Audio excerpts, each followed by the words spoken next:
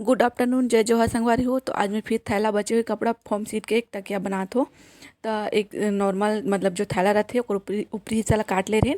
फिर जो नाप के थैला रहीस ना वो नाप के मैं फॉर्म सीट ला काट ले हैं। नाप के यहाँ दो हिस्सा में टुकड़ा कर लें।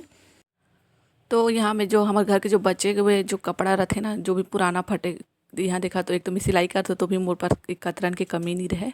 तो यहाँ जिन जो हिसाब ला टुकड़ा टुकड़ा कर ले रहें बड़खा इस कपड़ा। फिर जो फॉर्मूला में काटे रहे ना तेला थैला के अंदर डाल दहा।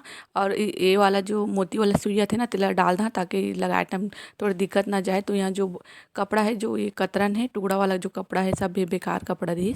तो एला में डाल देहन। तो यहाँ कपड़ा डाले टाइम थोड़े से वो करके डालना रहते। फिर उसके बाद जो फॉर्म बचे रही टुकड़ा तेला भी काट देहन। और कपड़ा ला ना दोनों साइड से ऊपरी वाला हिस्सा ला अंदर करके ऐसे करके सिल लेबो हमन। तो यहाँ देखा हमार तकिया बन के हो गए ready. Please subscribe my channel.